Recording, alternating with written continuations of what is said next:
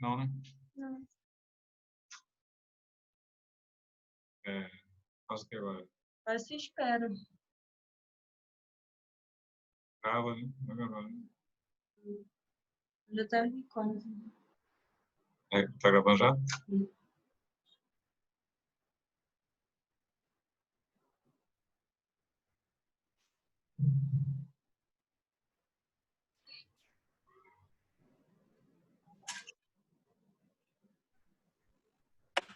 Eu entrei aqui.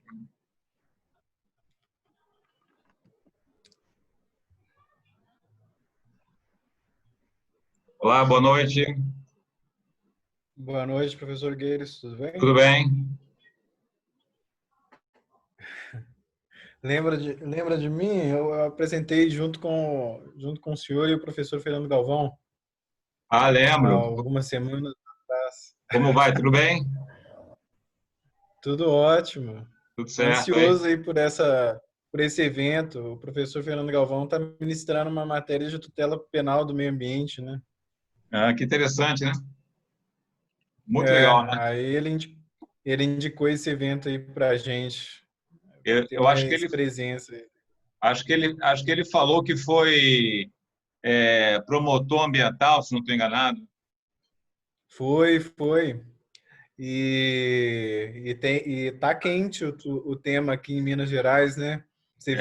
O senhor viu que evacuou aí a cidade de Itabirito, se eu não me engano, né? Por conta do perigo de Agora? barragens lá. Foi hoje. Agora? Hoje? Não sabia. Isso. Não sabia. Vou, vou enviar aí, para vocês. Poxa, que coisa. Boa É, noite então a todos. Muito feliz aqui de estar dando mais início a esse debate, a essa live do CPJM. Hoje teremos uma discussão a respeito de um tema da mais alta importância, naturalmente, inclusive acabamos de ver até um caso que acabou de acontecer hoje, né? Que é a questão do compliance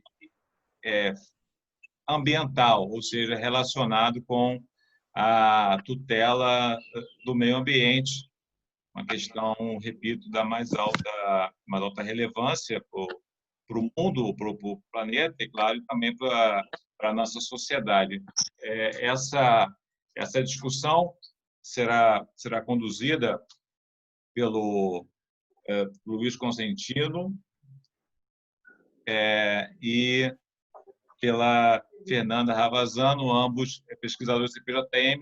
Eu recebi um recado aqui para silenciar o som das pessoas. Eu vou tentar fazer com exceção dos nossos palestrantes, que podem já iniciar a discussão. Boa noite a todos e a todas. Obrigado, professor Arthur, pela apresentação. Estão me ouvindo bem? Tá tranquilo. Tá. Enfim, então, aqui hoje, né, mais um evento do Centro de Pesquisa em Crimes Empresariais e Compliance, professor João Marcelo Júnior. Hoje, com esse tema do compliance ambiental, eu combinei aqui com a minha colega pesquisadora Fernanda de iniciar aqui com uma breve introdução. Em seguida, passo a palavra a ela, que dá sequência, e aí, ao longo da exposição, eventuais colegas podem interceder, fazer algum à parte, comentar, enfim, perguntas. Eu também vou, ao longo da exposição, fazer alguns comentários, enfim. Eu sou, né, o Luiz Consentino, sou mestre em Direito Penal pela UERJ, sou pesquisador do CPJM, da UERJ, professor do CEPED também. A nossa palestrante, a doutora Fernanda Ravazano, é mestre e doutora em Direito pela Universidade Federal da Bahia, pós-doutora pela Universidade de Barcelona. E, bem, inicialmente, a questão ambiental, né, compliance ambiental, né? Eu vou tentar brevemente fazer uma introdução sobre como surgiu esse interesse da sociedade pelo meio ambiente, pela preservação do meio ambiente. Quer dizer, eu creio que esse interesse surgiu ali nos anos 60 do século passado, 60, 70. Algumas situações, de certo, geraram essa percepção maior, essa atenção maior dos estados, das empresas com relação ao meio ambiente.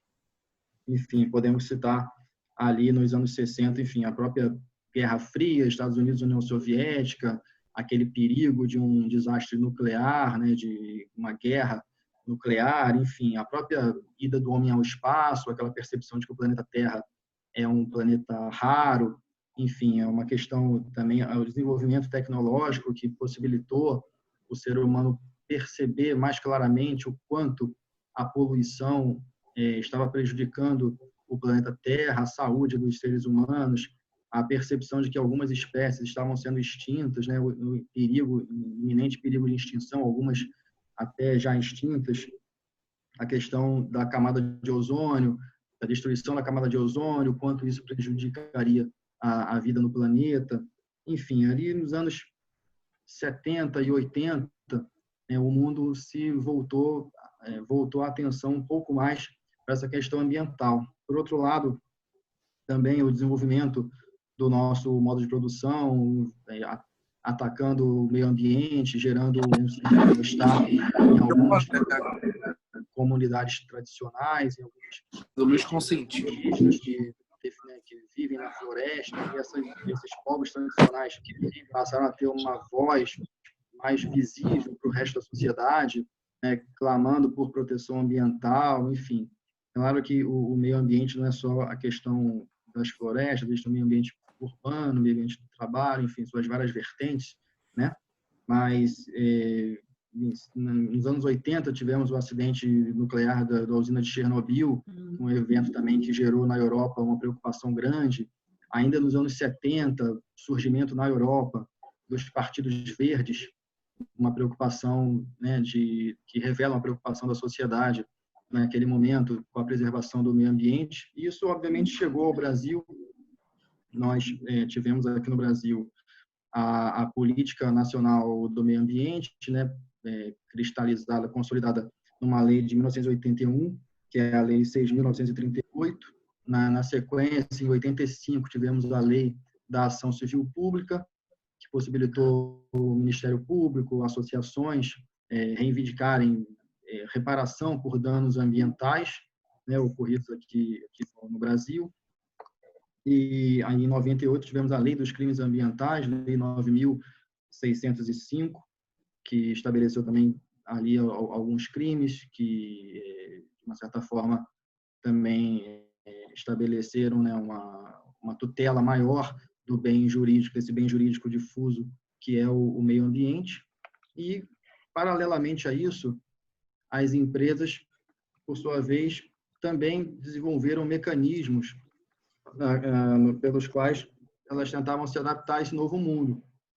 Podemos citar aqui a questão da responsabilidade das empresas, né, a responsabilidade social corporativa, que, num primeiro momento, ainda que tivesse um caráter ali de voluntariedade, de uma empresa patrocinar um determinado evento, ou, né, doar ou cuidar de um determinado espaço público, enfim, ela rapidamente se desenvolveu numa perspectiva mais ativa, no sentido de que as empresas passaram a ter uma preocupação maior com a comunidade do entorno, né, com os seus fornecedores, com a qualidade dos produtos de seus fornecedores, com a qualidade dos serviços em que elas prestavam, né, as consequências que os seus serviços, os seus produtos geravam no meio ambiente, né, as consequências eventualmente negativas.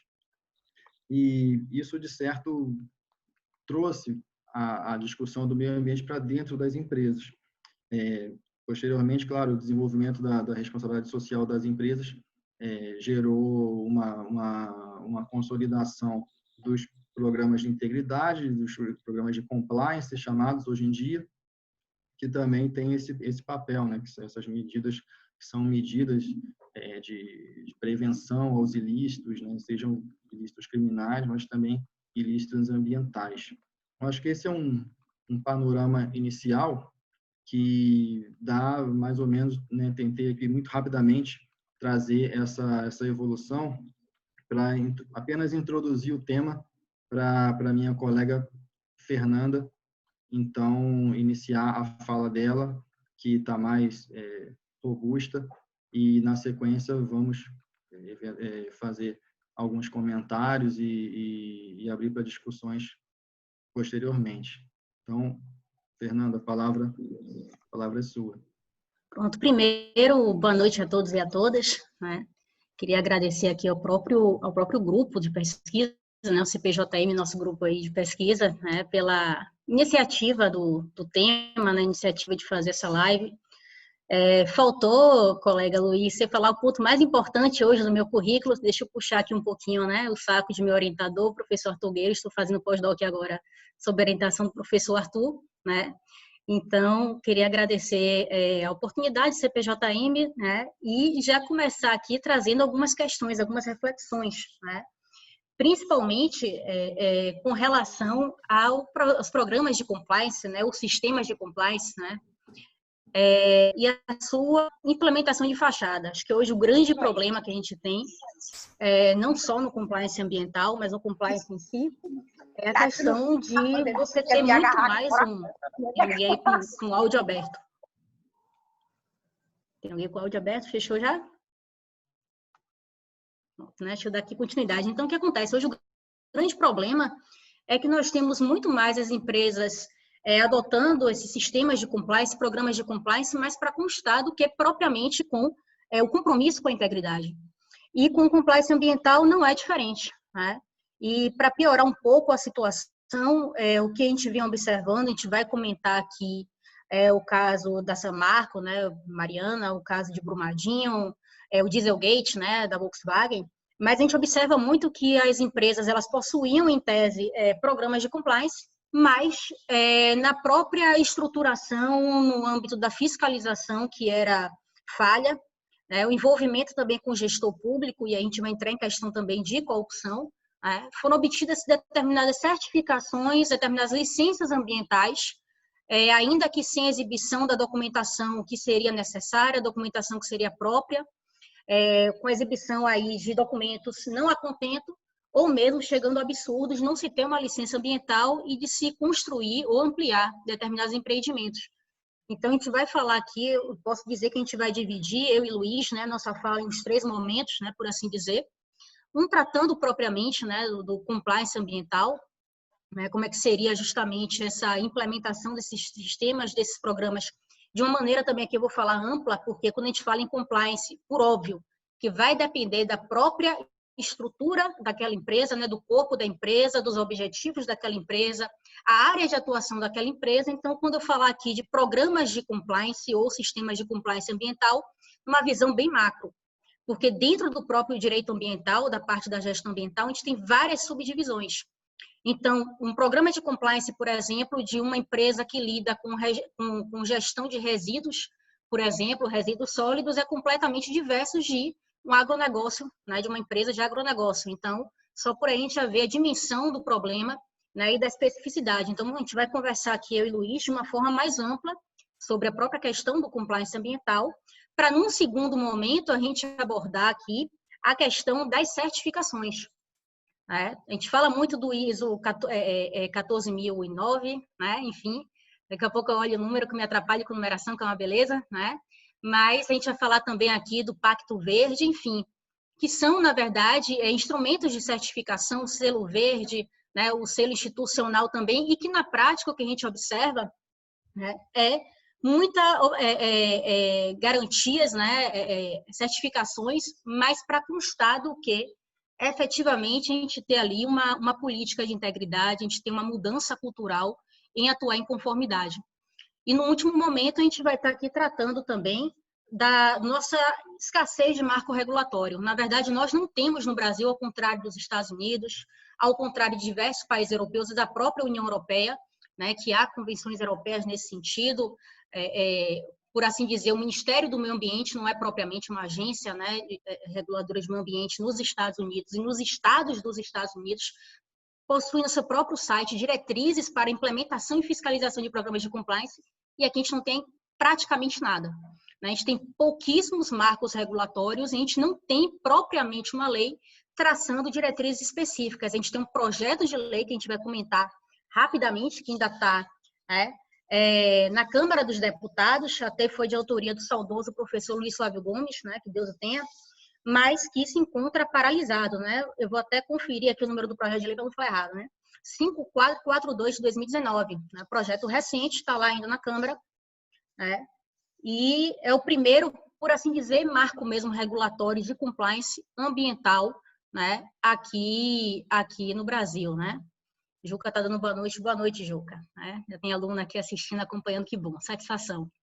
Bom, o que acontece, gente? Primeira coisa aqui, nos contornos dos programas de compliance, né? E ambiental, propriamente.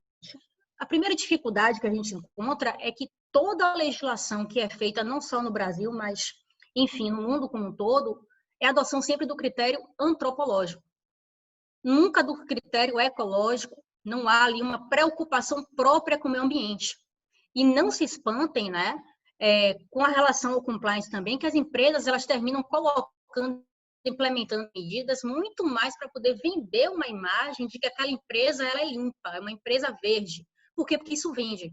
As pessoas elas têm, né, começam a ter, como o Consentino já explicou, esse despertar, né, de uma consciência ecológica, e isso vende. Né? Não é que seja uma coisa ruim, uma coisa boa, mas não pode ser esse o foco a ser adotado pela empresa. A gente não vai aqui demonizar a intenção do lucro, a intenção da venda, a intenção dos negócios em si. Mas o que a gente não pode é terminar desaguando somente em regulamentações ou em certificações que tenham única e exclusivamente essa finalidade. Por isso que é importante que o compliance ele seja um caminho para a obtenção de uma cultura de fato de integridade. E isso tem que ser também vendido pela própria gestão da empresa. Essa é a ideia que se a gestão da empresa ela não compra, não adianta, porque isso muito menos irá repercutir entre, né, os sócios, os funcionários e por aí vai. Então, essa é a primeira dificuldade logo. Compreender que é necessário um avanço econômico, mas o avanço econômico ele pode e deve ser obtido e a longo prazo ele só será obtido se nós tivermos uma sadia qualidade de vida e um meio ambiente ecologicamente equilibrado. Né? Se der tempo, ainda vou comentar um pouquinho aqui sobre o crédito de carbono, né? Sobre o protocolo de Kyoto, a Convenção de Paris, porque é uma outra coisa que a gente praticamente já jogou pela janela, né? Já desistimos disso e se tornou uma coisa tão feia, né? Era uma ideia que era muito positiva, mas se tornou literalmente um mercado, né? Essa questão dos créditos de carbono, que hoje praticamente os países abandonaram aí essa ideia. Então, o que acontece? Primeiro tem que se compreender e tem que se internalizar que o meio ambiente não é um obstáculo, não é simplesmente um meio para obter um lucro. Essa é a primeira compreensão, que é o ponto, creio eu, não sei se Consentino vai concordar e vocês vão concordar também. Eu creio que hoje é o ponto principal e mais difícil numa gestão empresarial, é conseguir ver um pouquinho além. Né? Algumas empresas conseguem ver maravilhosamente bem isso, agregam valor, né, às suas próprias ações, à sua própria marca. Por quê? Porque pensam adiante. Né? Então, qualquer ação que seja adotada pela empresa, ainda que seja uma empresa que, a princípio, não lida com o meio ambiente, ela sempre vai lidar com o meio ambiente. Certo? E o meio ambiente ele tem que estar ali discutido, disseminado, compreendido e apropriado pelos gestores e pelos sócios e funcionários para se ter ali uma atuação a ponto de você preservar o meio ambiente. Quando a gente fala em meio ambiente aqui, tanto a gente pode adotar o conceito mesmo, né, de meio ambiente com recursos naturais, recursos já aculturados, né, que é a urbanização humana, como também a própria gestão interpessoal. Então, também daí vai surgir aquela definição de sustentabilidade, né, que é um pouco mais ampla do que da própria gestão aí ambiental. Então, quando a gente pensa lá, voltando para aqueles critérios, né, dos programas de compliance, que a gente já sabe aqui, né, de cor, a gente já sabe que compliance atuar em conformidade, né? Toda palestra, o palestrante começa dizendo que compliance vem do verbo inglês to comply, né? Que é atuar em conformidade, vocês já sabem disso. Não vou repetir isso aqui, já repeti, né? Mas o que acontece? Quando a gente analisa, né, aqueles critérios, primeiro ponto logo a questão da própria análise de riscos, né? Especificamente, aí eu falo já como advogada, né? A gente presta algumas consultorias com relação à implementação de programas de compliance, sistemas de compliance. E a primeira coisa é compreender o que é a empresa. Quem é que compõe a empresa? O que é a empresa? Onde atua a empresa? E a dimensão da empresa. É uma coisa que, por exemplo, aqui na Bahia, ao contrário, não vou nem dizer que é no Nordeste, não, porque Pernambuco está muito mais avançado do que a Bahia nesse critério. Mas aqui na Bahia a gente ainda tem uma percepção, algumas empresas têm percepção que só as empresas grandes é que têm a obrigatoriedade de implementar programas de compliance, sistemas de compliance. Né? Agora que está começando a se desconstruir isso. Em Pernambuco, não. Né? No Recife, isso aí já está bem mais avançado. Nem vou comentar aí o centro nem o sul do país. Né? Mas o que acontece? É necessário que se conheça exatamente qual é o objeto também daquela empresa. Como eu falei aqui no comecinho, uma empresa que vai gerir lixo hospitalar, por exemplo, ela vai ter que ter sistemas, né, programas de compliance, prevendo determinados riscos. Então, a primeira coisa que você tem que ver é esmiuçar exatamente qual seria aí a funcionalidade daquela empresa, bem como quem são os empresários. E só um parênteses aqui, saindo um pouco de compliance ambiental, mas só para contar uma experiência com relação à implementação de programa de compliance, a primeira fase ainda de prevenção, a gente faz uma entrevista com uma empresa construtora, né, de construção civil, e quando a gente foi conversar com os sócios para justamente sentir exatamente qual era a percepção dos sócios sobre o atuar em conformidade, preceitos éticos, ficou muito interessante para a gente a diferença de gerações, né? As gerações mais antigas, né, os sócios mais antigos, já beirando aí os 60, 70 anos,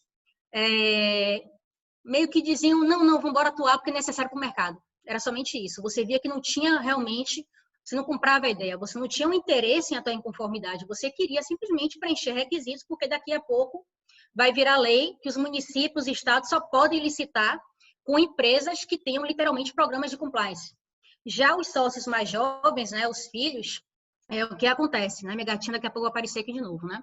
Eles já tinham aquela percepção propriamente, já se apropriavam dessa ideia do que é atuar em conformidade, já havia essa preocupação, né? Então, assim, isso também, na hora de você analisar o risco da empresa, você deve levar também isso em consideração. Então, além propriamente do próprio foco da própria atuação da empresa, também quem é a empresa é extremamente importante. Compreender ali o conhecimento, a cultura daquela pessoa, não falo em nível cultural, né? Não vou falar isso nunca, mas qual é a cultura daquela pessoa, né? Como ela se manifesta, como ela compreende determinadas regras para facilitar, inclusive, a disseminação desse conteúdo, né?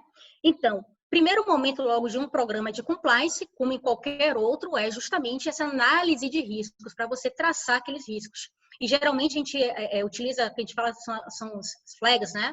São as cores, né? Em vermelho, os riscos mais altos, em amarelo, os riscos intermediários, em verde, aquelas situações que elas podem ser resolvidas um pouco mais para frente, né? Não tem tanta urgência e emergência. Inclusive, né, mais para frente, quando a gente falar de certificação, esse é um dos critérios, se de fato a empresa está dando um fôlego aos riscos que estão ali em vermelho, né, o que é urgente, ainda que por parte daquela empresa um incentivo em atuar logo resolvendo aquele problema primordial, do que simplesmente pegar, olha, o item verde aqui, que não tem nenhuma pressa, é mais fácil de eu resolver, eu só vou colocar isso para poder dizer que eu já estou implementando o programa de compliance. Bom, então a análise de riscos é logo o primeiro momento, né, que a gente vai ali fazer o raio-x, por assim dizer, conhecer propriamente aquela empresa. E aí, na fase ainda da prevenção, né, para você traçar ali um planejamento de atuação, por óbvio vai ter a questão, traçar um código de conduta, né, para aquela empresa, se ela não possui. Se ela possui um código de conduta, atualizar esse código de conduta, verificar a linguagem implementada nesse código de conduta inclusive inserir nele elementos que já vão ali aflorar no sujeito que vai estar lendo esse código de conduta, medidas em conformidades com o meio ambiente, né? Então, no próprio código de conduta também já pode, e as diretrizes das práticas mesmo dos sujeitos, né, já pode sim e deve já trazer elementos nesse sentido. Além do código de conduta, por óbvio, também é necessário que esse código de conduta e um manual, né, de conduta, de diretrizes, né, por assim dizer, que os indivíduos eles vão estar adotando, eles sejam disseminados dentro da empresa. Então, também ainda nessa fase preventiva, né, feita aí análise de riscos, lembrando que a análise de riscos ela é constante em um programa de compliance, não existe, analisei o risco agora, comecei a implementar o programa e esqueço, principalmente nas empresas que lidam com o meio ambiente, né, é um dos pontos que a gente vai tocar aqui com relação ao caso Samar, né, e o caso também Brumadinho, né. Então, o que acontece? Não adianta também você traçar aqueles riscos iniciais e simplesmente esquecer ali justamente as etapas seguintes, né? Se de repente aquele planejamento que você traçou, ele permanece atual ou surgiram outros elementos que tornaram aquele atual um pouco mais desafiador. Então, você tem que também estar revendo sempre os riscos para ver se eles aumentaram ou se positivamente eles reduziram. E analisar o porquê aumentou e o porquê reduziu. Bom, a disseminação desse código de ética, né, e do manual de práticas dentro da própria empresa tem que ser disseminado para todos, né? Para o alto escalão, o médio escalão, e tem que ser também feito aí palestras, cursos, né? Tem empresas que são especializadas nessa disseminação desses códigos, né? Porque tem que ter uma linguagem acessível e atrativa para que todo mundo consiga compreender. Geralmente, quando a gente faz os treinamentos, até a gente coloca alguém do escritório para poder falar logo em crime, né? Porque é uma coisa maravilhosa. Quando a gente fala, você pode ser preso, qualquer pessoa entende o que é isso, já toma um susto para poder já entender que não pode praticar aquela conduta, né? Então, sempre tem ali o medo, né?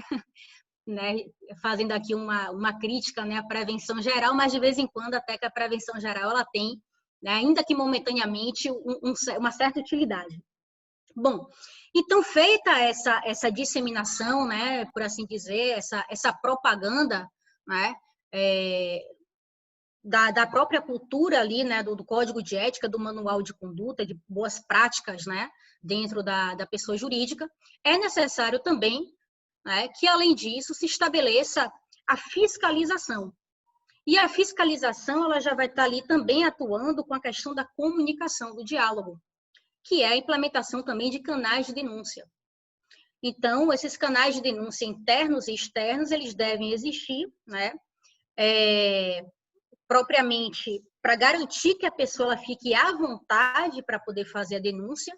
Por exemplo, um funcionário internamente, ele tem que ter ali o sigilo dele, não é anonimato, é sigilo, certo? O sigilo dele ali assegurado, para que ele não fique com medo, de repente, de visualizar, né, que um determinado colega dele acertou, ajustou com um funcionário lá do departamento de mineração, né, o DNPM, que agora é a agência de mineração, né, para poder obter ali uma determinada autorização para uma licença, para poder ampliar uma obra ou simplesmente não apresentar documentação nenhuma e ter ali a autorização para poder realizar uma obra, certo? Então, ele visualiza isso, ele tem que ter um mecanismo de fazer essa denúncia e ficar com a imagem dele, o nome dele protegido, para ele não ter ali o receio de sofrer qualquer tipo de perseguição interna, né? Principalmente quando se envolve aí o alto escalão das empresas. Então, esse canal de denúncia interno tem que se ter um cuidado também no recebimento daquela informação, a garantia do sigilo do informante e também como vai ser lidada, como se vai lidar, me perdoe, como se vai lidar com aquela informação, porque também pode ter perseguições internas. Na verdade, pode ser uma pessoa descontente com o superior hierárquico, e aí ele está ali, né, querendo movimentar a empresa, né, a auditoria interna, a investigação na empresa, para poder tumultuar do que muito mais realmente está prestando um serviço à sociedade. Da mesma forma, um canal externo de denúncia, que tem que estar aberto ali para a sociedade. Então, esse canal externo de denúncia, ele também tem que garantir o sigilo da pessoa que está prestando a informação.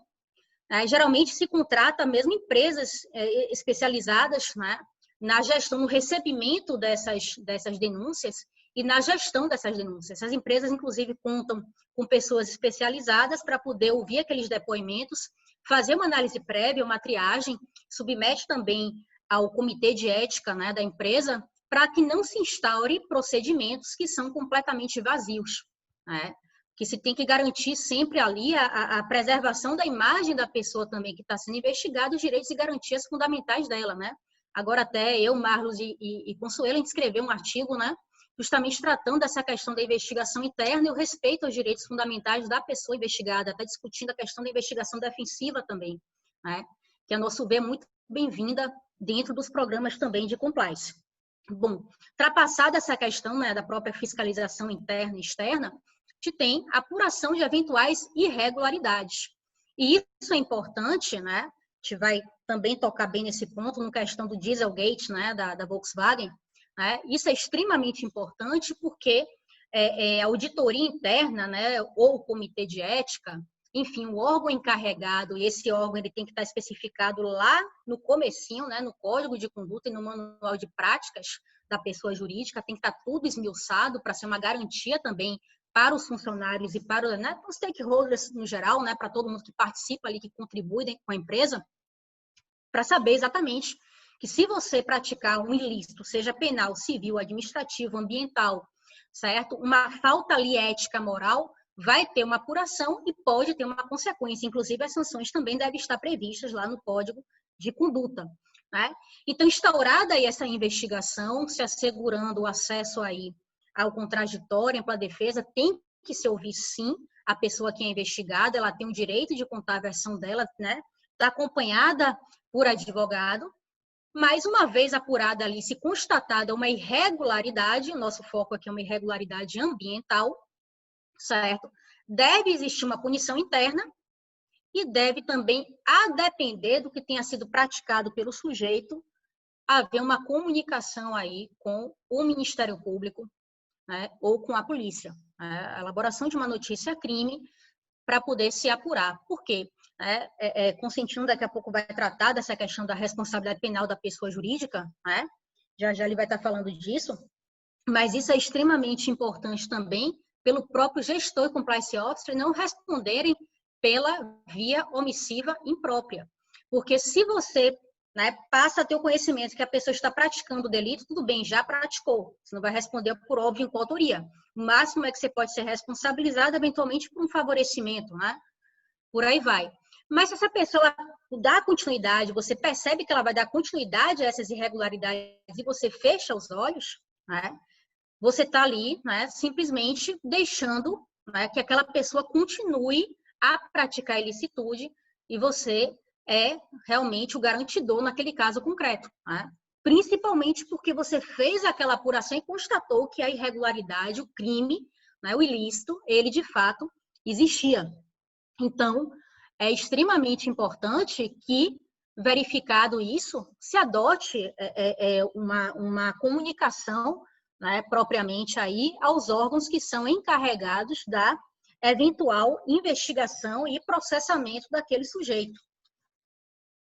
Bom, então essa fase aí, né, da correção da conduta, tanto é no âmbito interno, quanto eventualmente pode ser do âmbito externo, né? E a partir daí, a gente volta a repetir todo o procedimento. Ou seja, entender que, na verdade, os sistemas de compliance, programas de compliance, eles são cíclicos. Você analisou, por exemplo, surgiu esse caso, né, da irregularidade, é necessário apurar se outros funcionários, por exemplo, se tem outras licenças ambientais que foram obtidas por meios aí suspeitos ou fraudulentos, é necessário que se reanalise tudo, porque agora o risco aumentou. O risco desse funcionário, por exemplo, ter atuado em outros procedimentos administrativos para obtenção de uma licença ambiental, ele é extremamente alto, então é necessário que se revise todos os procedimentos que ele participou, com uma medida aí preventiva e eventualmente corretiva, né, dependendo do que tenha sido obtido, para não haver consequências a nível aí, né, de desastres ambientais, como a gente observou, né? Infelizmente, observa tantos outros, não me lembro agora que eu entrei na reunião, alguém estava comentando, algum professor estava comentando agora, teve um caso, né, em Minas Gerais hoje, que precisou já esvaziar, está aqui, né, barragens serão evacuadas em Itabirito, né, e Ouro Preto, né? Manuel Barreto que colocou aqui, né? Então, assim, a gente já observa justamente que ou há uma revisão, porque percebam que o risco já mudou, né? O risco agora está extremamente, por assim dizer, vermelho, né? A situação está extremamente crítica, então é necessário que se reveja todos os procedimentos, no caso aí específico da Samarco, né, da Vale, tem que rever todas as licenças ambientais obtidas para a construção das barragens, né, para a liberação dos rejeitos, né, nessas barragens, a ampliação, a alteração, que inclusive até isso teve, né, dentro do licenciamento ambiental das barragens, né, para não se ter um terceiro caso. Né? Já teve Mariana, um muito pior, que foi Brumadinho, e a gente tem que rezar para não ter um posterior. Né? Então, é importante, inclusive, que o poder público, né, a Procuradoria do Estado já visualize isso, o próprio Ministério Público, né, que já está aí apurando, né, que se atente também junto com a empresa, e a Vale ela tem que ter esse compromisso também, até para tentar resgatar um pouco a imagem, né, da empresa, que já está bem abalada. Né? Bom, e aí a gente passa a questão do licenciamento ambiental, para entrar nos 3 casos que eu comentei. Na verdade, o terceiro caso não é de licenciamento ambiental, que é o Dieselgate da Volkswagen, mas o primeiro, né, que é o caso Samarco, e o segundo, que é o caso Brumadinho, né, foram situações em que foi obtida a licença ambiental. Em tese, as empresas estavam atuando em conformidade, e mais para frente eu vou falar da questão, né, do protocolo verde, das certificações, né, etc. 14.009, lembrei agora o número, né? Para poder justamente verificar que isso não é suficiente. Então, às vezes até, e eu já lidei com alguns casos desses no escritório como advogada, da empresa ter todas as licenças, quando a gente vai parar para observar, a gente verifica que a licença foi obtida de forma irregular. Né? Às vezes com o próprio sócio sabendo, e às vezes ele não sabendo, confiou ali no engenheiro, enfim, florestal, né? Para poder obter aquela licença, e o laudo que foi elaborado não foi um laudo realmente fidedigno. Né? Então, você Fernanda, ter licença ambiental não quer dizer nada. Diga aí, Consentino, falei. só uma pequena intervenção aqui para você beber uma água aí. Também, essa questão do compliance, né, ambiental, eu acho que ele dialoga muito bem com os princípios do direito ambiental, que tem um princípio bem considerado no direito ambiental, que é o princípio da prevenção e o princípio da precaução, né? Você veja que o princípio da prevenção, quer dizer, se parte da ideia de que um dano ambiental, geralmente, ele é de difícil reparação, né? Quer dizer, às vezes até irreparável, irreversível. Então, seja no procedimento de licenciamento, seja, enfim, na própria formatação dos programas de compliance, é necessário levar em conta esse alto risco, como você bem colocou, de tentar evitar ao máximo o dano ambiental, né? Nessa situação é melhor evitar do que remediar. E o outro princípio é o princípio da precaução, que também modernamente tem se levado muito em conta na jurisprudência do STJ, enfim, né, no âmbito do direito ambiental, da reparação do dano ambiental, que é aquele onde você não tem uma certeza científica ainda, né, sobre a existência ali do dano, quer dizer, a ocorrência do dano. No princípio da prevenção, você tem uma certeza científica, você sabe que aquela conduta é poluidora, né, e que vai gerar uma externalidade negativa. Na precaução, você não tem ainda essa certeza, né? Você pode imaginar produtos geneticamente modificados, enfim, pesticidas, agrotóxicos, que ainda não se tem um estudo conclusivo sobre o que essas substâncias, quando utilizadas, né, massivamente, o que elas podem causar para a saúde humana. E então o licenciamento, claro, vai ter que aquilatar esses riscos, e a empresa, por sua vez, na medida em que vai fazer um estudo, né, enfim, uma empresa, uma mineradora ou qualquer outra empresa que vai iniciar um novo projeto, ela vai ter que fazer um estudo, né, de impacto ambiental para apresentar nos órgãos de licenciamento, seja, né, o órgão federal, IBAMA, ICMBio, enfim, órgãos estaduais, municipais. E, é claro, ela vai ter que, com o comprometimento da alta direção, né, claro, sempre isso para um programa de compliance efetivo, ela vai ter que demonstrar ali para o órgão fiscalizador que o risco ele não existe ou ele é pequeno, e se ele existe, ele será mitigado, quais medidas a empresa vai tomar para mitigar esse risco, né? Enfim, ou tentar evitar ao máximo esse risco. E essa questão eu acho que é um dado, são princípios do direito ambiental que se encaixam perfeitamente com a ideia de compliance, de planejamento de risco, né? Enfim, era essa uma pequena abordagem que eu queria fazer, mas Perfeito, Luiz. Foi muito bom você ter falado isso. Realmente é extremamente importante essas considerações, né? E tem tudo a ver, né, com a própria elaboração aí, aquela análisezinha que a gente está falando no começo, aquela análise dos riscos, né? Logo no início, né? E até fazendo um outro parênteses aqui, por conta da Covid, né? Da Covid-19, do corona, o IBAMA até flexibilizou, né? Justamente essa exigência da exibição de documentação. Então, foi extremamente importante você comentar isso, Luiz, porque o que acontece? As empresas estão confiando no IBAMA, né? Oi, diga, o ministro falou que quer passar uma boiada, não tinha negócio de uma boiada aí? Com certeza, né? Então, o que acontece, né? A boiada está, literalmente, a porteira está aberta mesmo, né? Porque o IBAMA está autorizando a realização de alguns empreendimentos, né? Confiando que as empresas, nesses estudos de impacto ambiental, elas estão sendo verdadeiras, os relatórios de impacto ambiental estão sendo igualmente verdadeiras e que estão assumindo um compromisso, né, de simplesmente mitigarem ao máximo os danos ambientais. E como o Consentino falou agora, no meio ambiente a gente sabe que os danos ambientais são reversíveis na sua maioria, né? Você tem como mitigar aqueles danos, você tem como tentar restaurar, mas não é exatamente possível a restauração plena, né? Então, o que acontece?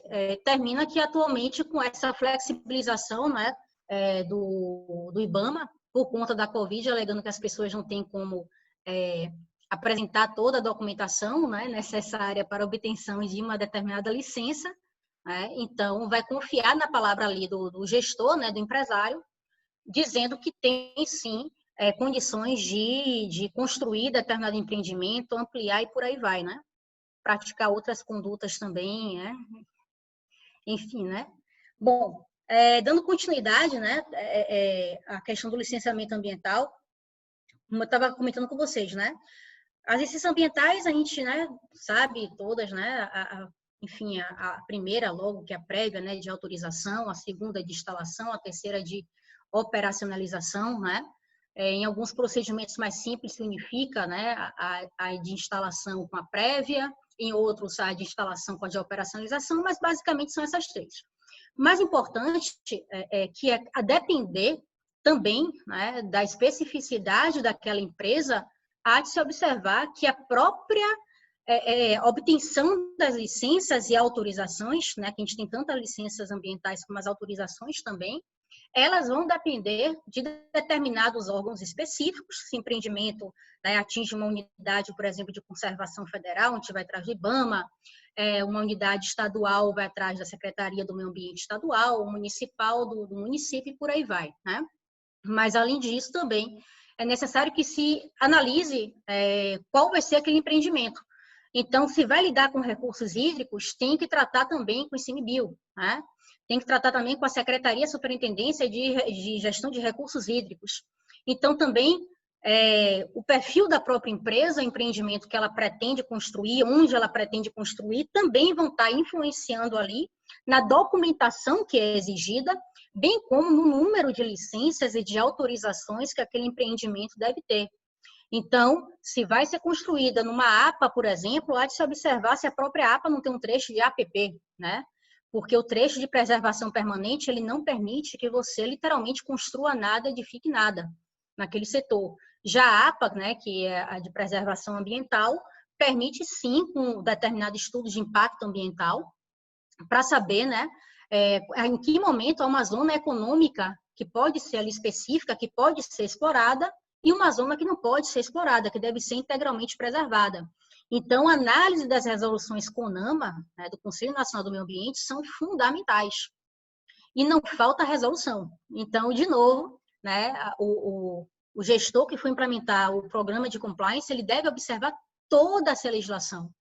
Então, eu tenho que se valer de um escritório ideal que tenha literalmente um escritório de cada área, um escritório da área criminal, um escritório da área civil, um trabalhista, um ambiental, ou um escritório que abranja todas essas áreas, porque a legislação ambiental, assim como a criminal, a tributária, são legislações extremamente complexas. E não raro, há uma discussão de quem é que tem que certificar o quê. Então, a briga da União com o Ministério, com o Estado, com o município. Eu que deveria ter dado a licença, não, a licença deveria ter sido dada por mim. Já tive casos desse, de agronegócios, de plantação de soja, que de repente o sujeito tinha uma autorização, sim, uma licença ambiental do Estado, mas passava uma unidade de conservação federal, que às vezes acontece isso, é uma coisa que pode parecer um pouco louca, mas na prática acontece. Você ter dentro de um mesmo espaço de área, loteamento de unidades distintas, zonas de amortecimento. Né? Então, é necessário, quando for pegar ali, literalmente, um empreendimento, analisar absolutamente tudo daquele empreendimento.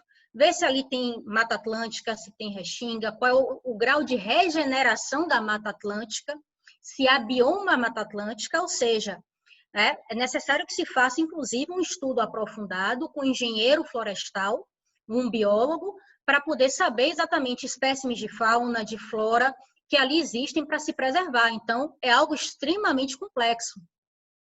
E é algo que, para você realizar, praticar ali um ilícito ambiental, é um passo. Por óbvio que a maioria dos crimes ambientais eles são dolosos, há de se demonstrar, né, o Ministério Público, né, que o sujeito tinha conhecimento, né, ou deveria ter o conhecimento, mas a gente sabe que na prática criminal o deve ter conhecimento e a própria culpa, a linha é bem tênue, é extremamente sensível. Né?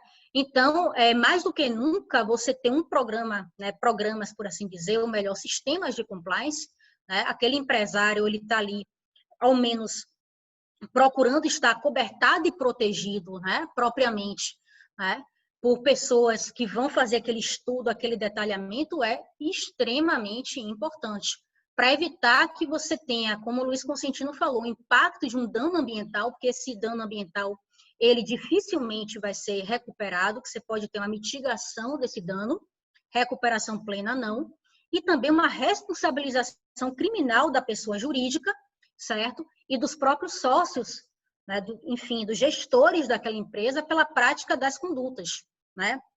Então, há de se observar também isso.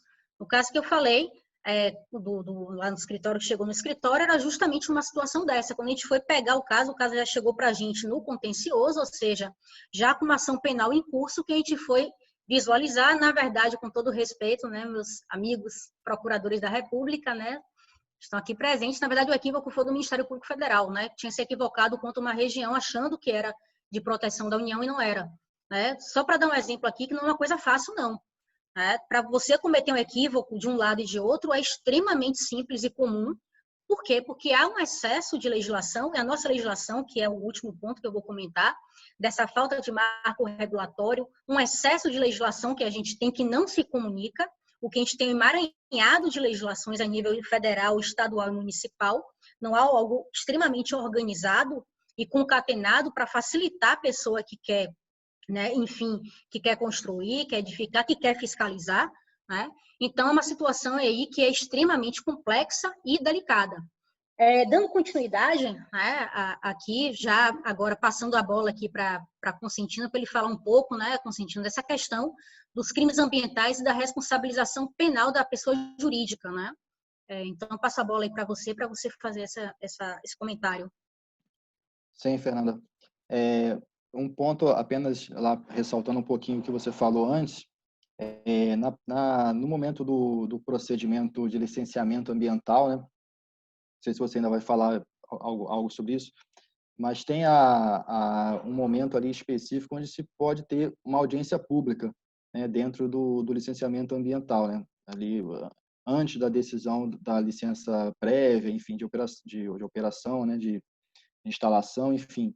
Eu acho super importante esse momento da audiência pública, porque é onde você chama a comunidade ali, enfim, é uma forma de participação popular, né, de controle social do procedimento administrativo do IBAMA, né, na área federal aqui que eu estou me baseando.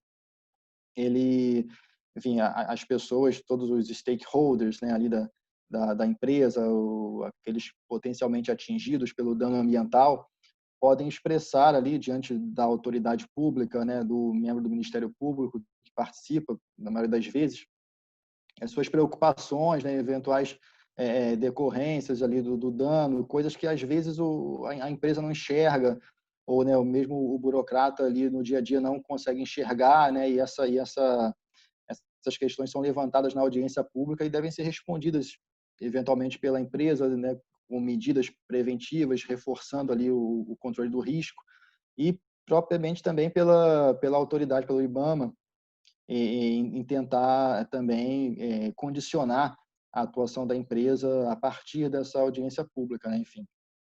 E é importante, então, ressaltar com relação aos crimes ambientais, né, propriamente, claro, a atuação da empresa, ela não tem por objetivo o lucro, enfim, mas ela pode, nessa busca, cometer alguns ilícitos, praticar alguns ilícitos, nem sempre dolosos, mas, enfim, né, a legislação ambiental prevê alguns ilícitos penais que, da sua maioria, não são assim, não possuem a pena tão alta, né, não são tão graves, alguns são passíveis de transação penal, suspensão condicional do processo, agora acordo de não persecução penal, né? E fica sempre a questão, claro, também da pessoa jurídica vai gozar desse benefício, né? A Constituição tem um mandato explícito de criminalização com relação à pessoa jurídica e crime ambiental, né? Lá no artigo 225, parágrafo 3º da nossa Constituição, isso foi concretizado pela Lei 9.605, né, de 98, e ela, enfim, traz ali diversos delitos. Acho importante ressaltar ainda com relação ao compliance, da importância do compliance de feição ambiental, né? O quanto que a lei de crimes ambientais estabelece no artigo 14 algumas circunstâncias de atenuação de pena, né? E ela estabelece ali, quer dizer, já em 98 ela dizia, são circunstâncias que atenuam a pena. Inciso 3º, a comunicação prévia pelo agente do perigo iminente de degradação ambiental. Então, quer dizer, se você tem um programa de compliance efetivo, funcionando, monitorando os riscos, você, em algum momento, você pode conseguir prever, né, um potencial dano, e se a empresa comunicar à autoridade ambiental ali o alto risco, né, o perigo, nem sei se isso foi o que aconteceu hoje aqui, de acordo com a notícia que o colega postou aqui. E se você comunicar à autoridade ambiental a iminência desse risco, isso a lei considera como uma atenuante de pena, né? Essa comunicação prévia. E o inciso seguinte, que é do artigo 14, inciso 4º, fala expressamente a colaboração com os agentes encarregados da vigilância e do controle ambiental. Quer dizer, aí já imaginando após a prática do ilícito, né? A empresa colaborando efetivamente com o Ministério Público ou com as autoridades ambientais, né, que geralmente quando se trata de crime ambiental também se está falando de um ilícito administrativo no âmbito ambiental, né, cargo do IBAMA, que vai gerar uma multa, enfim, alguma restrição. Essa colaboração, creio que se torna mais efetiva, mais eficiente se a empresa possui um programa de compliance que vai a todo tempo, né, monitora os riscos, avalia os ilícitos e vai conseguir fazer uma investigação interna e colaborar com as autoridades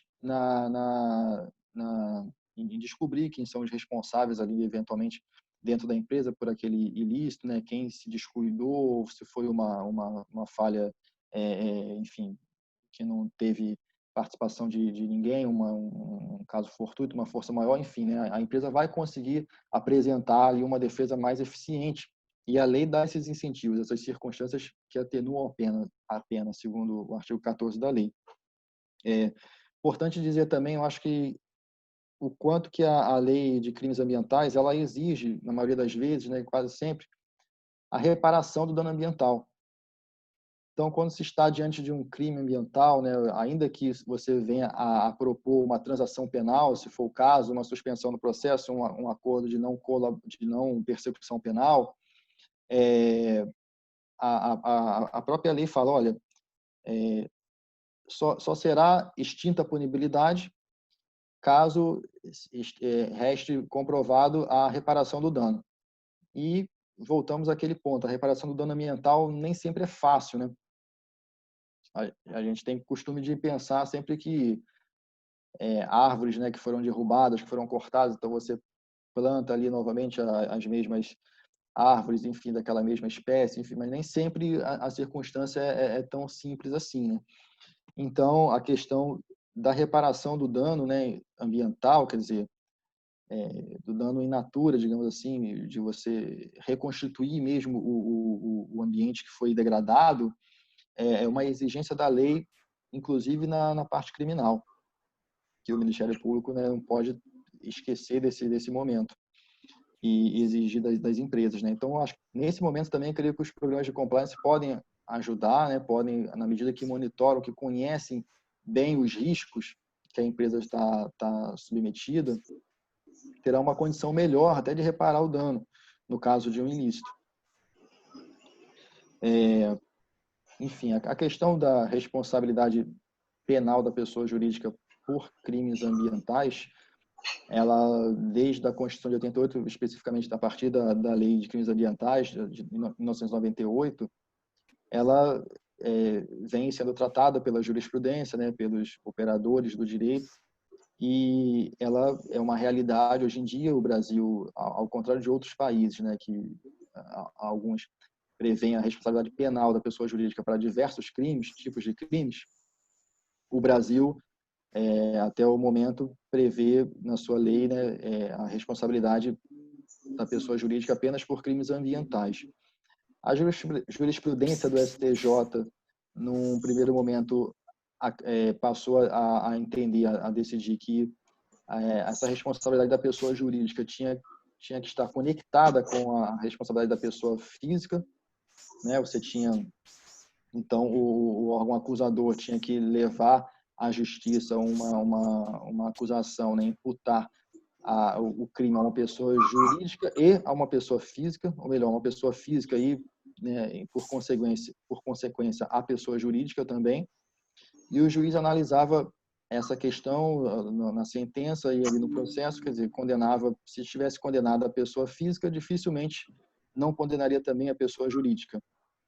Havia uma dificuldade de diferenciar quando que seria um ato exclusivo da pessoa física ou da pessoa jurídica. Praticamente essa discussão se tornava muito difícil, né? Enfim, com o avançar da doutrina, com digamos assim, a oxigenação da doutrina brasileira, né, com o influxo da doutrina estrangeira, passou a ter uma visão mais clara do como seria possível, né, uma pessoa jurídica praticar um crime, né? Ela teria vontade, ela teria dolo, né, ou culpa, como seria a mensuração dessa culpa, em que circunstâncias poderiam levar o Ministério Público ou o juiz a analisar essa culpa, enfim. Diversas teorias são formuladas, né?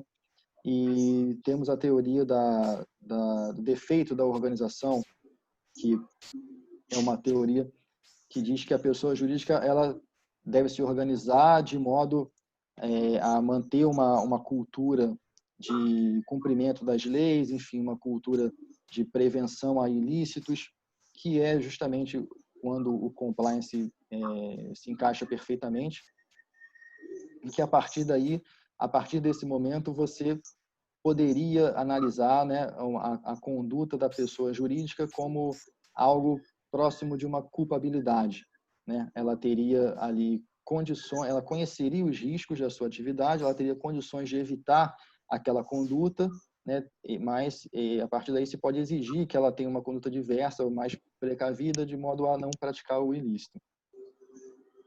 Essa construção, claro, tem uma justificativa, ela parte de uma evolução, de uma consideração de que a pessoa jurídica ela faz parte da comunidade, ela se envolve com a comunidade, ela tem uma atuação social, política, né? Ela tem condições de impactar positivamente ou negativamente uma comunidade, uma sociedade. Então, surge o conceito de cidadão corporativo, cidadania corporativa, né? Um cidadão corporativo responsável que demanda da pessoa jurídica, ao mesmo tempo que ela goza de direitos de imagem, enfim, direitos à livre expressão, né? Empresas podem patrocinar candidatos, né, a cargos eletivos, empresas podem fazer propaganda, enfim, defendendo um ponto de vista ou outro no debate público, elas participam. Elas também, então, têm essa responsabilidade de atuar conforme as leis, né, a Constituição e as leis do país que elas atuam. Então, essa ideia ganhou força e embasa praticamente a concepção de culpabilidade das empresas, né? Isso de modo geral, né, teórico, enfim. Com relação aos crimes ambientais, temos que a maioria... O professor quer falar alguma coisa? Não, só para fazer o registro do vários colegas aqui presentes, em especial o professor Fernando Galvão, que justamente tem interessantes aportes dogmáticos sobre a pessoa jurídica e essas colocações que o Luiz está fazendo. A gente recomenda a leitura do livro do professor Fernando Galvão, que certamente vai trazer bastante informação sobre essa temática. Obrigado pela participação, prestigiando o nosso evento acadêmico aqui, o professor Fernando Galvão. Acho que está sem áudio, professor. Parabéns pelo evento. Muito bom, muito bom. Parabéns a todos. Obrigado. E no âmbito dos crimes ambientais em si, né, muitos crimes ambientais são crimes de perigo. Nem todos, claro, mas alguns, né, você tem aquela configuração do crime de perigo, onde você tem o bem jurídico, não necessariamente ele precisa ser atingido, digamos assim, né, sofrer um dano concreto para que se configure o ilícito penal. Isso leva a discussão para aquela dificuldade natural dos crimes de perigo, enfim, mil discussões, né, sobre a legitimidade dos crimes de perigo, o princípio da lesividade, né, insignificância, delitos de acumulação, enfim, várias circunstâncias que influenciam essa discussão. Até eu escrevi um artigo que está no site do CPJM, que trata um pouquinho dessa questão, trata mais basicamente do princípio da lesividade e dos delitos de acumulação, né, mais focado ali nos crimes ambientais. E ali eu trato de algumas discussões teóricas a esse respeito e chego à conclusão de que nesses delitos de acumulação, que são microlesões, né, ao bem jurídico que se acumulam, enfim, de modo simplificado seria isso, os delitos de acumulação, você precisa ter um substrato mais consistente para promover a imputação, né? Eu acredito que o princípio da insignificância sempre será levantado, né, por parte da defesa nesse momento, porque, em geral, a conduta do indivíduo ou da empresa é uma conduta aparentemente pequena, né, ali, mas se você pensar na circunstância de acumulação, enfim, como se fosse um quebra-cabeças que você vai, ou melhor, um dominó que você, né, derruba uma peça e ela pode gerar um efeito em cadeia das peças todas na sequência serem derrubadas. Enfim, então, algumas circunstâncias do contexto do contexto fático da situação ali, do caso concreto, devem ser analisadas, né? Eu também, no artigo, falo do princípio da prevenção e da precaução, que eu já mencionei aqui, do direito ambiental, que eu acho que pode inspirar também um pouco a interpretação da lei, nesse caso dos delitos, dos crimes ambientais. Enfim, eu acho que com relação aos crimes ambientais, esse é um panorama assim que eu estudei, né, e deixei no artigo, e poderia falar aqui. Com relação, no meu artigo eu não tratei especificamente de compliance, mas ele, ao mesmo tempo, como eu já mencionei aqui, a questão da lei de crimes ambientais, que fala da cooperação que as empresas podem ter, né, enfim, essa denúncia, comunicação prévia, uma denúncia prévia quando se está diante da iminência de um ilícito, de um risco alto, né, de dano ambiental. Isso, claro, será considerado, né, no âmbito processual penal também, se for o caso de um ilícito penal, né? Enfim, eu acho que nesse momento é o que eu teria a contribuir. Acho que a Fernanda quer continuar a exposição, falar dos casos agora mais concretos, e depois retornamos, né, Fernanda? Isso, exato. Foi ótimo, Constantino, você ter tratado dessa questão, né? Que vai fazer o gancho justamente com o que a gente estava conversando, né? Sobre a questão da Samarco, a questão de Brumadinho e os crimes ambientais. Inclusive, eu chamo até atenção para os artigos que se referem aos crimes contra a administração da justiça, né? Contra a administração, desculpe, ambiental, né? Que são dos artigos 66 ao 69A da Lei de Crimes Ambientais, porque termina que há suspeita, enfim, há investigação em andamento, tem gente presa, tem gente que já foi solta, né, que está respondendo tanto no caso de Mariana quanto no caso de Brumadinho, mas justamente ter ocorrido ali casos de corrupção mesmo, na obtenção de licenciamento ambiental ou negligência nessa concessão das licenças, né? Então, trazendo aqui o primeiro caso, o caso Samarco, né, que é o caso Mariana, que teve aí o rompimento da barragem do Fundão, né? Então, foi um caso que escandalizou, a gente ficou estarrecido na época, né, 2015, e 4 anos depois teve um caso muito pior, infinitamente pior, né, que foi o de Brumadinho. Mas esse caso do rompimento da barragem de Mariana, houve a concessão, havia licença ambiental. Inclusive, a Samarco, ela tem a certificação da ISO 14001, que é justamente a certificação específica do atuar assim, em conformidade, seguir as regras da responsabilidade ambiental, e ela possuía, né, possui, enfim. E também tem o SGA, né, que é o Sistema de Gestão Ambiental. Então, em tese, a Samarco estava completamente, entre aspas, atuando de forma ok, de forma correta, em conformidade, na prática não estava. Então, é aquele questionamento. Não basta você ter a licença ambiental, é necessário ver como foi obtida essa licença ambiental, né, e quais foram os documentos que subsidiaram aquela licença ambiental, inclusive para verificar se aquele programa de compliance, ele de fato existe, ele é efetivo, não é somente ali um programa de fachada. Então, a suspeita é justamente, né, eu não sei exatamente que pé está aí as investigações, as apurações do fato, mas a suspeita é que houve participação de funcionários públicos na concessão dessas licenças e em que houve aí uma irregularidade, afirmações falsas de documentos que não foram apresentados, né? Não houve aí uma apreciação correta da documentação, né? E por isso que houve aí a concessão da licença ambiental, né? E, para além disso, o que acontece, o grande problema, tanto da casa da Samarco quanto da casa da Vale, é que o rompimento dessas barragens é justamente com rejeitos de minérios, né? Então, é aquela porcaria do minério, que é altamente tóxico. Então, assim, ao caso de Mariana, morreram, entre aspas, com todo o respeito aqui, só, bem entre aspas, é um absurdo você falar sempre que uma morte é só, né? Mas em comparação a Brumadinho, foram 14 mortes, né? De pessoas físicas, né? Pessoas, enfim.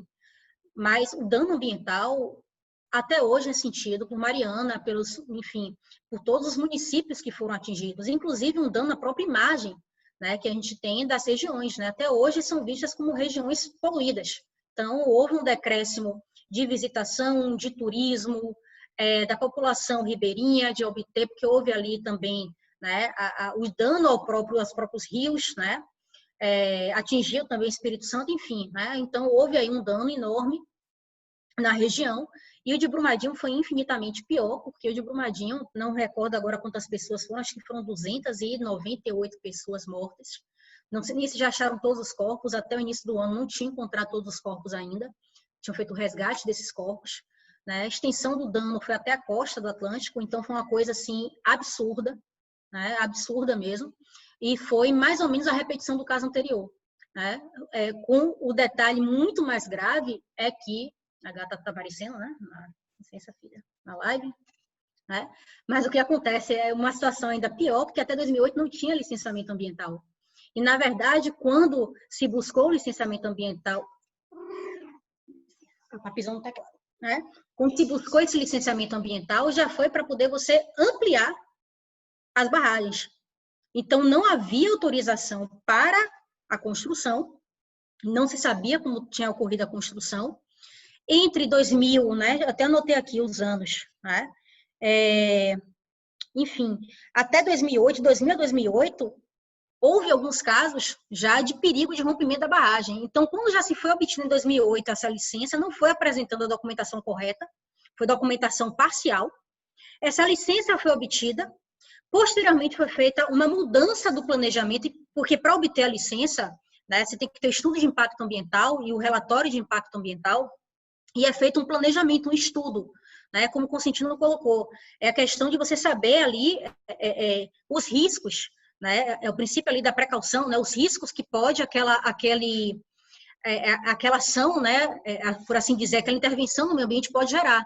Então, tanto você já sabe a prevenção, você sabe o risco que vai gerar, como outros potenciais riscos.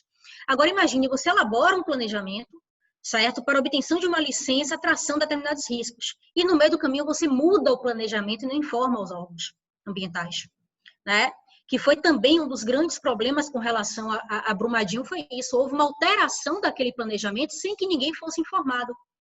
Então, no meio do caminho se faz, né, um arremedo de obra por cima de uma outra obra que já foi concedida autorização de forma irregular, e a partir daí você tem, né, todo o desastre de Brumadinho, né, o rompimento da barragem da mina do Córrego do Feijão, né, foram 86, o rompimento da barragem, notei aqui, 86 metros de altura e 720 de comprimento, liberando 13 milhões de metros cúbicos de lama e rejeito de minério de ferro no rio Paraupeba, né.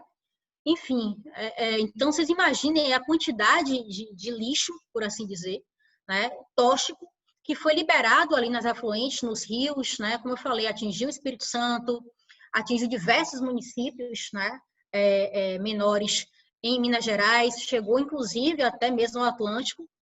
É o maior dano ambiental que nós temos, né, espero que seja realmente o maior, que a gente não tenha nenhum outro, né, maior que esse aí já é mais do que o suficiente para a gente ficar traumatizado aí para o resto da vida, mas não adianta nada ficar aqui todo mundo traumatizado, sentindo, lamentando as mortes de pessoas, né? Enfim, a morte de rios, que rios morreram literalmente, né?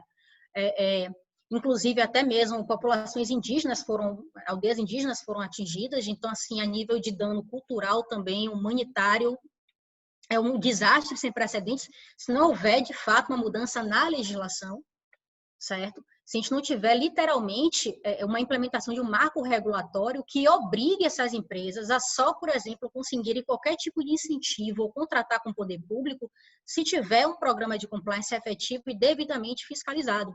E uma coisa muito importante que você falou, Consentino, com relação à questão da pessoa jurídica, de repente ela atua num país e outro, é uma outra questão aqui também, porque quando a gente pega, essas empresas são multinacionais, né?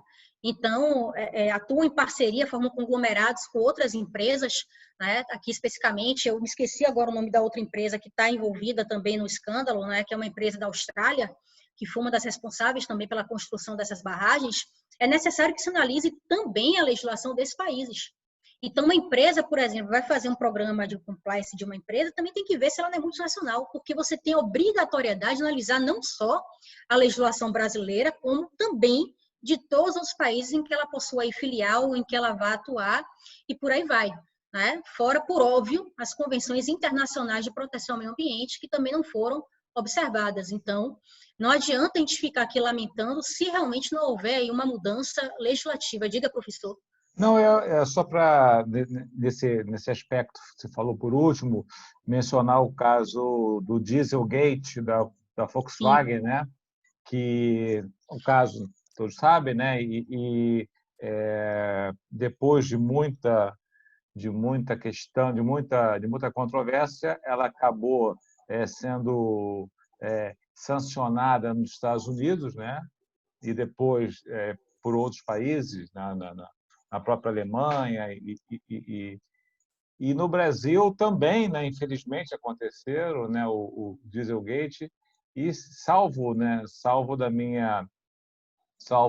equívoco, até onde eu acompanhei, ela não teve uma igual atitude de tentar reparar os danos, minimizar a questão dos consumidores, dos proprietários do veículo, né?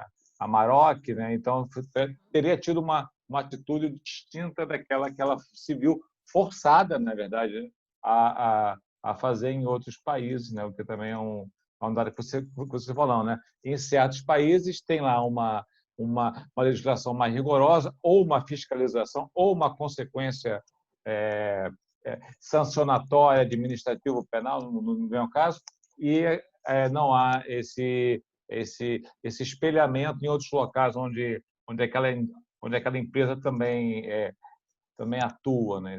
Essa questão também é interessante. Isso. Tá, até que já colocaram, né? Tem Na Rota do Dinheiro Sujo, série documental, episódio 1, né? Dieselgate. Emanuel está aqui indicando na Netflix, vou assistir, não assisti ainda. E Otto Falcão lembrou aqui o nome da empresa, né? Australiana, estava querendo lembrar. É BHP Billiton, né?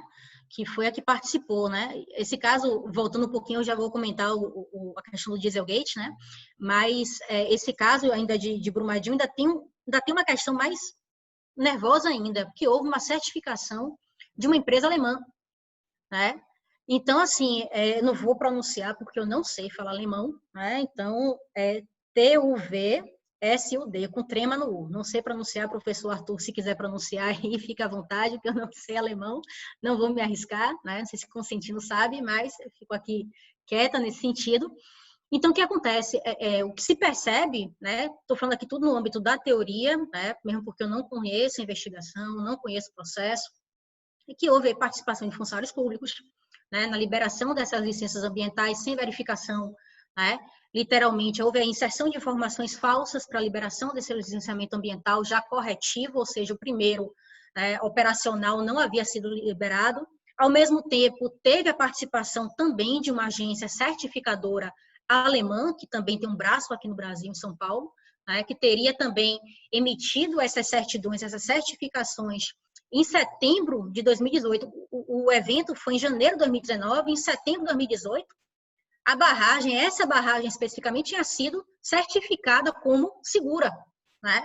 Então, inclusive, o engenheiro, né, o fotograma engenheiro, ele foi inclusive preso na época, não sei se ainda está preso, já está respondendo em liberdade ao processo, porque justamente estaria ali envolvido, né, em esquemas aí, né, de irregularidade de ilícitos, de crime ambiental, corrupção também envolvida, né?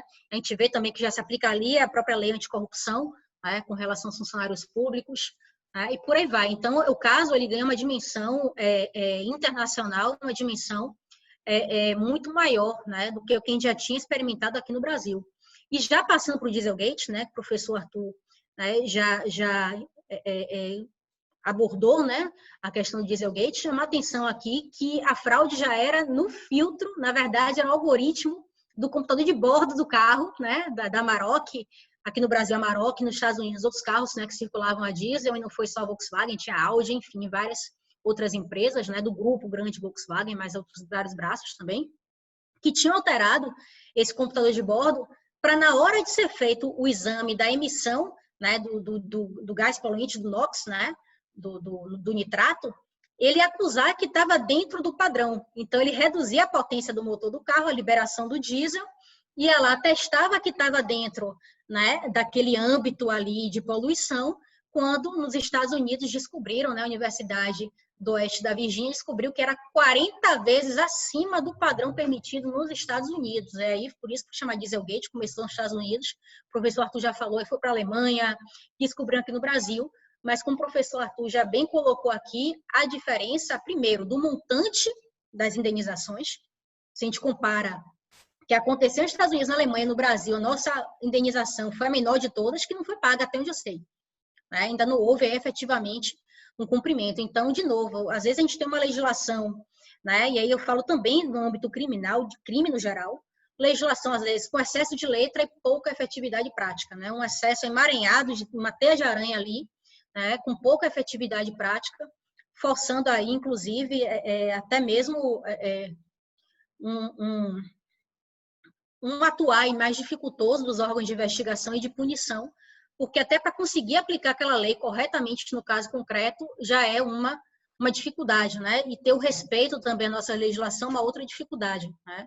Lamentavelmente também a gente conseguiu construir uma imagem péssima para o Brasil de descumprimento de lei.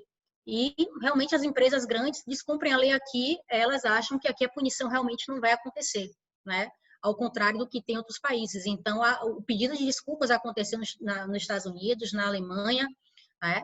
O próprio CEO da Volkswagen pediu, renunciou, né, ao cargo dele, na época assumiu a responsabilidade, né, dizendo que mesmo assim ele não tinha conhecimento, se disse que ele tinha, ele ficou preso também por uns 4 meses, se não me engano, na Alemanha, né, por conta do escândalo da Dieselgate, está respondendo ao processo criminal, além ao processo civil, indenizatório, etc. Né? Então, é um outro exemplo que é bem interessante, de novo, que a Volkswagen, não vou nem comentar em termos de programa de compliance, se tem ou se não tem, né? Lógico que tem. Né? A Volkswagen é uma empresa antiga, consolidada no mundo inteiro. Para a gente observar, né, o que eu estou falando aqui desde o comecinho, não adianta você dizer que tem um programa de compliance se ele não for efetivo. Né? Então, assim, é sempre aquela análise de risco, análise é que tem que analisar risco, reanalisar risco. A empresa ela tem que ter um corpo muito aquecido e muito grande de fiscalizadores, certo? Também tomando cuidado para não ser aquela caça às bruxas também, né? Até o professor André, não foi ontem que falou, né? Que era o Compliance Officer da Petrobras, ontem no curso do Ministério Público do Rio de Janeiro, né? A aula dele fantástica, né?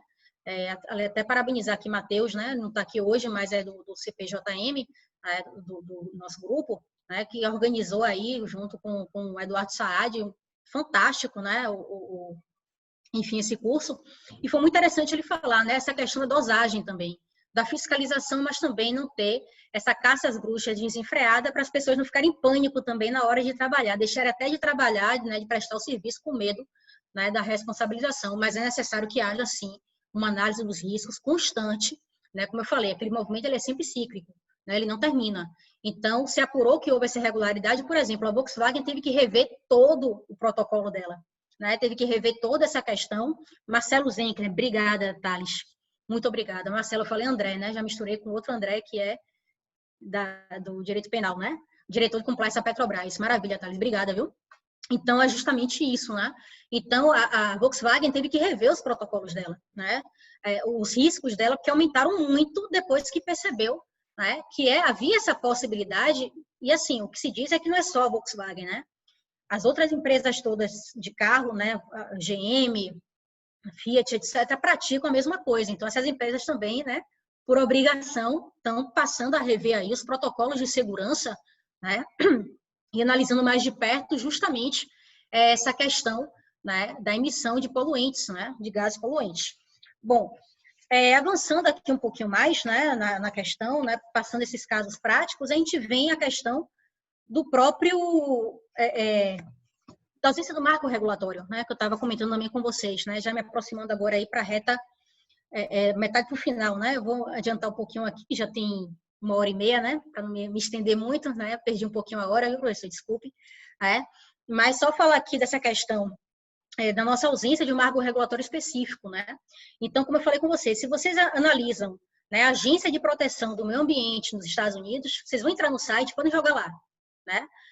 Vocês vão ver um outro nível de preocupação, de legislação, de comprometimento com as políticas de integridade. Não estou dizendo aqui que funciona tudo, certo? Não é isso. mas a questão toda é a diferença da gente acessar no site do meio ambiente, né, do Ministério do Meio Ambiente. Né? Lá você literalmente tem na agência, né, de proteção ambiental critérios, primeiro, para implementar programas de compliance em todas as empresas. Então, eles abrem isso para a sociedade no geral, eles dão essas informações do que é necessário para a implementação desses programas de compliance. Eles têm um setor específico também no site deles que já diz quais são as métricas, né, dicas de métricas, né, de análise de riscos para saber se aquele programa de compliance ele é efetivo, ele é eficaz, é de fato um programa de compliance, não é somente de fachada. E também ele traz ali uma série de dicas e de recomendações para fiscalização, reanálise daqueles riscos e adoção das medidas cabíveis quando há prática de uma irregularidade ambiental. E uma outra coisa que o Constantino falou também, importantíssima, né, com relação à lei de crimes ambientais, até mesmo a atenuação da pena da pessoa jurídica, né, a possibilidade que se discute também, né, de você ter uma redução dessa responsabilização criminal da pessoa jurídica aqui no Brasil somente para crimes ambientais, como o Constantino falou, né, praticamente no restante do mundo todo para crimes também empresariais, né, tributários e por aí vai. Mas o que acontece? É importante também que a pessoa jurídica, ela verificando, adotando as medidas cabíveis de punição interna, que pode ser uma advertência, uma suspensão, ou mesmo a demissão por justa causa daquele funcionário, que ele também leve ao conhecimento das instâncias oficiais. A gente discutia muito, professor Arthur, eu, Consuelo e Marlos, a gente analisando a questão da investigação, né, interna da pessoa jurídica, essa consequência final, porque muitas pessoas jurídicas ficam com medo, com receio de irem até o Ministério Público, de irem até a polícia para poder informar que houve aquele desvio de conduta, aquela prática de crime, propriamente, com receio do Ministério Público ir atrás da própria empresa. E aí terminar responsabilizando criminalmente o sócio, o gestor e por aí vai. Né? Então, é importante também, por um lado, né, que haja esse esclarecimento, que pode haver uma atenuação mesmo, uma extinção da responsabilidade penal da pessoa jurídica, né, se ela adotou tudo o que era possível. Ela tinha um programa de compliance que era eficaz, tanto era eficaz que chegou àquela conclusão de quem era o responsável, ele foi punido internamente e há uma comunicação externa, né, para poder se atenuar ali ou retirar a responsabilidade da pessoa jurídica e também dos sócios e gestores. Lógico, caso a caso é que vai ser analisado. Então, diferentemente, a gente não tem isso aqui no Brasil. Né? O que a gente tem que ir de marcos regulatórios, lógico, a gente tem a Rio 92, que o Constantino já falou logo no comecinho, né? Nós temos a própria lei de lavagem de capitais e a lei anticorrupção, não tratam do meio ambiente, mas, né, vamos dizer que são marcos regulatórios do compliance em si, não do compliance ambiental. E a gente tem aqui, por incrível que pareça, uma resolução do Banco Central, resolução Bacen 4327 de 2014, né? Uma resolução, inclusive, que não diz nada com coisa nenhuma, né? Mas é uma resolução, ao menos, que fala do compliance ambiental, não com o termo compliance, mas fala com a questão da responsabilidade socioambiental dos bancos, né? No sentido mesmo da adoção do protocolo verde, né? O protocolo verde é aquele acordo feito pelas instituições bancárias no mundo inteiro, né? Assumindo compromissos, inclusive é um marco na América Latina, né? Esse protocolo verde, em que os bancos se comprometem ali a não só implementar mecanismos de prevenção e de precaução dos danos ambientais internos mesmo, como um banco, como também uma preocupação na hora de concessão de investimentos e empréstimos para pessoas jurídicas. Então, se as pessoas jurídicas elas têm um selo, por exemplo, um selo verde, né, um selo institucional, se elas têm a ISO 14001, que é justamente essa certificação de que é uma empresa legal ambiental, o banco pode ali estar emprestando dinheiro, cedendo sem juros, por aí vai. E o banco ele tem que ter o compromisso de evitar conceder empréstimos, né, para empresas que não têm nenhum comprometimento com a causa ambiental. Então, o protocolo verde ele foi firmado, essa resolução Bacen 4327 de 2014 é nesse sentido, entretanto, a redação da resolução é muito, muito ruim, né, deixa muito a desejar. Por mais que seja um marco importantíssimo, mas é aquela questão, né, que tem que ser revista para poder esmiuçar mais. Não fala o que é impacto ambiental, né, não diz ali o que seria a implementação desse compromisso de política ambiental dentro dos bancos, também a resolução não fala. Então, é uma série de questões e de critérios que a resolução, por si, ela não traz. E lei propriamente a gente não tem. O que a gente tem é o projeto de lei, como eu comentei com vocês, 5442 de 2019, autoria aí do saudoso professor Luiz Flávio Gomes, né? Em que, na verdade, aí sim nós teremos uma legislação própria de compliance ambiental no Brasil, prevendo, inclusive, que não pode o poder público contratar com pessoa jurídica que não tenha um programa de compliance, certo? Bem como não pode também os bancos estarem cedendo a investimentos, empréstimos, né, mais vultosos aí, incentivando, né, o Banco do Nordeste, o Banco de Desenvolvimento, enfim, não podem estar ali atuando com essas empresas que não têm um compromisso. E aqui o meio ambiente também envolvendo, também esse parênteses aqui é interessante, questão do trabalho escravo, né? Então, quando a gente fala em ambiente, é o ambiente social, o ambiente econômico também. E o próprio ambiente natura, alterado pelo ser humano, cultural também. Né? Então, aquela questão de sustentabilidade. A gente não fala só de responsabilidade ambiental, mas uma sustentabilidade ambiental, que é um conceito mais amplo, um critério mais amplo, um critério econômico, entretanto, adaptado aí para a nossa situação, né? Então, para encerrar, né, enfim, para Constantino fazer outras colocações, eu queria só deixar aqui registrado que hoje o que nós temos de certificação, né, ambiental propriamente é justamente essa ISO 14001, né? Nós temos o programa de ação responsável, nós temos os selos, né, o selo verde, o selo institucional, mas, de novo, há de se ter aí métricas, há de se ter critérios objetivos para verificar a qualidade daquele programa. A certificação, ela não é ad eterno, ela tem um prazo, né? Assim como aquela licença ambiental que a gente falou agora há pouco, a própria licença ambiental, ela não é ad eterno, ela tem um prazo também, você tem que ter depois uma licença, né? Uma revalidação de uma licença ambiental, aqui é a mesma coisa. Ah, eu tirei certificação e parei por aí, não, né? Tem que estar sempre, todo ano, preferencialmente, né, se submetendo aí à verificação da manutenção desse critério, desse comprometimento com o meio ambiente, né? Então, eram essas as considerações que eu queria fazer. A gente ultrapassou aí 35 minutos, né, do nosso prazo, desculpem, né? Mas eu passo a palavra agora a Constantino para poder fazer essas considerações finais, né, ou acrescentar alguma coisa que eu tenha esquecido. Obrigado, Fernanda. Só acrescentando um pouquinho uma opinião, a questão das certificações, né? Eu acho que nesse momento que nós estamos vivendo aqui, quer dizer, um momento onde o Ministério do Meio Ambiente, né, enfim, aparentemente está sendo sucateado pelo atual governo, enfim, há um déficit de atuação ali do Ministério, enfim, acho que as agências de controle têm que ter um olhar mais cuidadoso, né, mais cauteloso, né, um olhar redobrado nessas exigências nessas medidas de prevenção ao dano ambiental, né? As certificações, como você já disse muito bem, Fernanda, por si só não garantem ali, né, o cumprimento de todas o que se espera, o que a legislação e a Constituição espera, né? O programa de compliance, ele tem que estar sempre sendo revisto, renovado, né?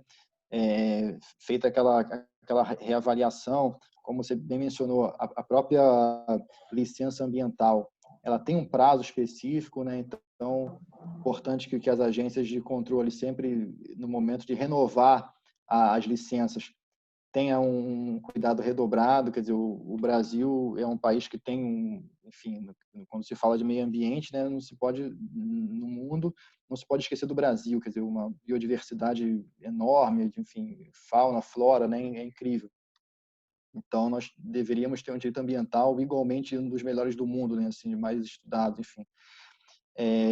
E eu acho que a questão do compliance, de fato, é fundamental, né, hoje em dia. As métricas, como você mencionou, como medir, como saber se o compliance é efetivo. Eu acho que o centro de pesquisa, o nosso centro de pesquisa, né, o CPJM, aqui na figura do nosso coordenador, o professor Arthur Gueiros, ele está desenvolvendo um trabalho, né, de aprofundar as pesquisas justamente para descobrir quais são as métricas mais adequadas, como que se pode verificar na prática se o programa é efetivo ou não, né, diferenciando dos programas meramente formais ou de papel, cosméticos, enfim. Eu acho que é um caminho louvável aqui no Brasil, até um pioneirismo do nosso centro de pesquisa, essa linha de pesquisa, e creio que os colegas que estão à frente vão saber construir aí esse conhecimento de modo a auxiliar na prática, né, quem atua com a avaliação dos programas de compliance, com certeza. Eu acho que é isso, professor. Se quiser fazer considerações finais, aí eu agradeço o convite, né? Agradeço a minha colega Fernanda Ravazano, que fez uma brilhante exposição aqui. Eu apenas dei uns toques, fiz pequenas intervenções, e agradeço ao CPJM na figura do professor Arthur Gueiros e a todos os colegas que eu presenciei aqui, que estavam acompanhando a nossa apresentação. É isso. Eu que agradeço. A exposição de ambos foram bem claras, bem profundas, e mostrando que, em que pese muito o que já foi feito, ainda há muito a se fazer nessa questão de uma proteção ambiental minimamente aceitável para o nosso país, para o nosso meio ambiente e para a nossa sociedade. Diversos desafios têm aí à nossa frente, questões que ainda precisam de um melhor tratamento normativo, conscientização das empresas, dos órgãos de fiscalização. Eu até ia tentar puxar algumas questões, como, por exemplo, a questão dos agrotóxicos, mas aí seria uma outra discussão, né? Então já está tarde. Enfim, é muita coisa para se discutir, se fazer e avançar, né? Realmente o que nós estamos vendo aí no Brasil, no mundo, né? São algo que demandam um grande esforço por parte do meio acadêmico, por parte dos profissionais que atuam na área, né? Dos estudantes, de todos, para tentar reverter um pouco esse cenário muito difícil para todos nós. Então, acho que esse é o recado. As falas de ambos foram muito interessantes, eu aprendi bastante com as suas observações todas, e queria encerrar, agradecer a todos que puderam assistir, participar, mandar perguntas, debate, pedir para quem tiver interesse ir no nosso site, cpjm.uerj.br, ler lá. Tem várias informações sobre essa e outras temáticas relacionadas com compliance. E muito obrigado a todos, né? Espero revê-los em outras discussões online ou, quem sabe, algum dia presencial. Muito obrigado e um bom descanso para todos.